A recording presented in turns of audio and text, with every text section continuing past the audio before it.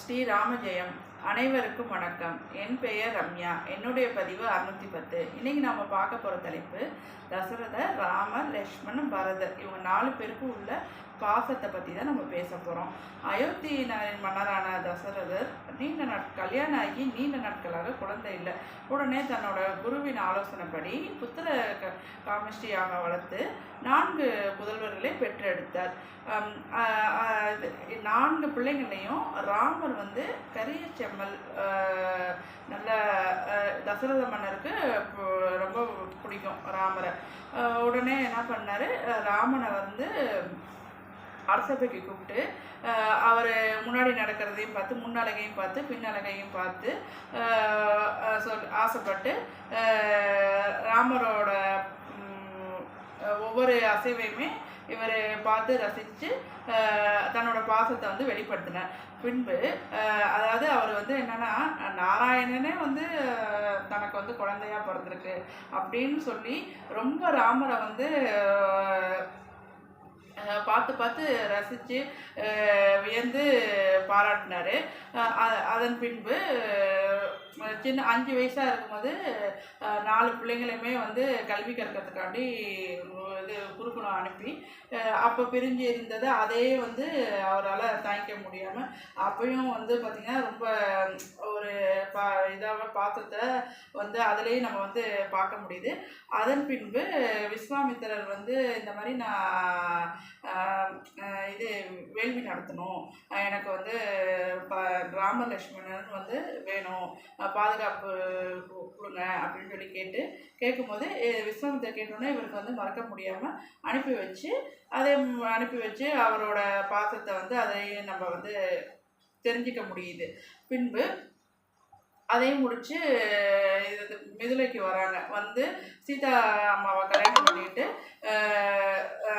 கல்யாணம் பண்ணி அயோத்திக்கு தசரத மன்னர் என்ன பண்ணுறாரு, கொஞ்ச நாட்களில் எனக்கு வயசாயிடுச்சுப்பா, உன்னை நான் இந்த நாட்டுக்கு மன்னராக ஆக்குறேன் அப்படின்னு சொல்லி நினச்சி சொல்கிறாங்க. அப்போ உடனே அவர் ராமர் சொல்கிறாரு, இல்லைப்பா நீங்களே இருங்க, நீங்கள் தான் இருந்து பண்ணுங்க, எனக்கு இன்னும் அந்த அளவுக்கு வயசு இல்லைப்பா அப்படின்னு சொல்லி சொன்னோன்னே, இல்லை வேணாம் நீ பண்ணு, எனக்கு வயசாயிடுச்சு, என்னோடய வயது முதிர்வு இருக்கனால நீ இருன்னு சொல்லி இது பண்ணி இப்படி அவர் சொல்லிட்டு நினச்சி சொல்லும்போது இவங்க யார் கைகை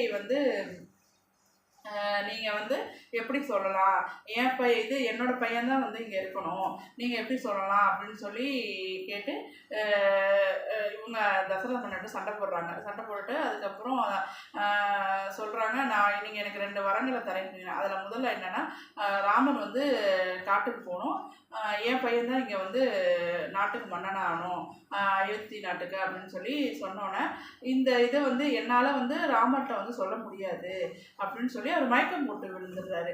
ஆனால் அதுக்கப்புறம் கைகை தான் சொல்கிறாங்க. சொன்னோன்னா அப்பா இந்த மாதிரி சொன்னார்ப்பா, நீ காட்டுக்கு போயிடு அப்படின்னு சொன்னோன்னே அதை உடனே இவர் என்ன பண்ணுறாரு, சரி அப்பா அம்மாவும் விருப்பப்படுறான்னு சொல்லி சந்தோஷமாக ஏற்று காட்டுக்கு போகிறதுக்கு கிளம்பிட்டாங்க.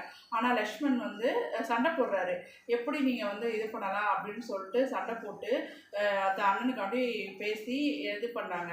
அப்போ ராமர் சொல்கிறாங்க, லக்ஷ்மணா அப்பா அம்மா பிரியப்பட்டு தான் இது பண்ணுறாங்க, அதை நான் நன்றாக நான் சந்தோஷமாக எனக்கு எந்தவித கவலையும் இல்லை, நான் ஏற்றுக்கிறேன், நீ எனக்காண்டி நீ எதுவும் சண்டை போட வேணான்னு சொல்லி சொன்னோன்னே சரின்னு சொல்லிட்டு, அப்போ நீங்கள் இருக்கிற இடத்துல தானே நானும் இருப்பேன், ஏன்னா உங்களை விட்டு என்னால் இது பண்ண முடியாது அப்படின்னு சொல்லி அவரும் என்ன பண்ணிட்டாரு, கூடவே போகிறாங்க.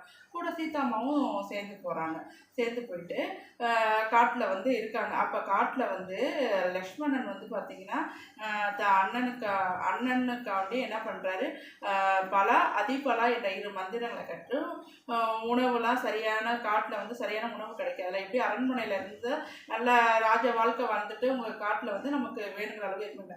அதனால் இவரும் அந்த மந்திரங்கள்லாம் சொல்லி லக்ஷ்மணும் அண்ணனுக்கு தம்பியாக இல்லாமல் துணனாக இருந்து அவரும் தன்னோட பாசத்தை காட்டிடுறாரு. அதன் பின்பு தசரத மன்னர் அதான் கொஞ்ச நாட்கள் அவரும் இறந்து போயிடுறாரு. ராமன் வனவாசம் போனோன்னு தசரத மன்னரும் இறந்து போயிடுறாங்க. இறந்து போனோன்னே உடனே வந்து இதை ராமரும் கேள்விப்பட்டு என்ன பண்ணிட்டாரு, அப்பா இறந்ததை வந்து இது பண்ணிட்டு, என்னப்பா நான் வனவாசம் முடிஞ்சு நான் திரும்பி வந்துடுவேன், ஆனால் நான் வந்து நீங்கள் வந்து இல்லையேப்பா, நீங்கள் எப்போவுமே இனிமேல் இருக்க மாட்டீங்களே, உங்களுக்கு வந்து ஈடு வந்து என்னால் இது பண்ண முடியாது, ஏன்னா உங்களோட பாசத்துக்கு என்னோட பாசம் வந்து இது ஆகாது, நீங்கள் தான்ப்பா பெரிய இதில் இருக்கீங்கன்னு சொல்லி அவரும் ரொம்ப இதாக சொல்கிறாரு. பின்பு பரதன் வந்து பார்த்தீங்கன்னா இது இது எல்லாத்தையுமே கேள்விப்பட்டோன்னா பரதனும் என்ன பண்ணா தன்னோட மாமா வீட்டிலேருந்து வந்துட்டு அவரும் வந்து பார்த்தீங்கன்னா இந்த விஷயம் கேள்விப்பட்டுட்டு அவங்க அம்மா கிட்ட சண்டை போடுறாரு, நீ எப்படி வந்து அண்ணனை வந்து இது பண்ணி சொல்லுவ அப்படின்னு சொல்லி கேட்டு, எங்கள் அண்ணன் எங்கே இருக்காங்களோ அங்கே தான் நானும் போவேன்னு சொல்லிட்டு உடனே அவரும் என்ன பண்ணுறாரு, காட்டுக்கு ராமனை தேடி போகிறாரு. போய் அங்கே ராமரை சந்திச்சுட்டு சொல்கிறாங்க, அண்ணே நீங்கள் வாங்கண்ணே, நீங்கள் வந்து இருங்கன்னு சொன்னால், இல்லை வரதா, அப்பா அம்மா விருப்பப்படி தான் நான் வந்து இங்கே இருந்தேன், நீ வந்து இரு, உன்னால் செய்ய முடியும், நீ வந்து என்னன்னு சொல்லி அண்ணனும் வந்து இது சமாதானம் பண்ணுறாங்க. இருந்தாலும் பரதன் வந்து இது பண்ண முடியாமல், சரிண்ணா நீங்கள் வந்து வரலைனாலும் உங்களோட காலனி இதை கொடுங்க, நான் அதை வச்சு என்னோட தலையில் வச்சு அரியணை நின்று நான் நீங்கள் இருக்கிற ஊரில் நான் வந்து அயோத்தியில் என்னால் இருக்க முடியாதுன்னு சொல்லிட்டு அவர் பக்கத்தில் உள்ள ஊரில் வந்து அவர் வந்து இருந்து அரசாள்றாரு. இதுலேருந்து நம்ம என்ன தெரிஞ்சுக்கணும்னா, இந்த நால்வரோட பாசத்தை போலவே நம்மளும் என்ன பண்ணுவோம், நம்ம அப்பா அம்மா அண்ணன் தங்கச்சி யார்கிட்டையும் எந்தவித பரபட்சம் இல்லாமல் நம்மளும் நல்லா ஒற்றுமையாக வாழ்ந்து ராம லட்சுமணன் பரத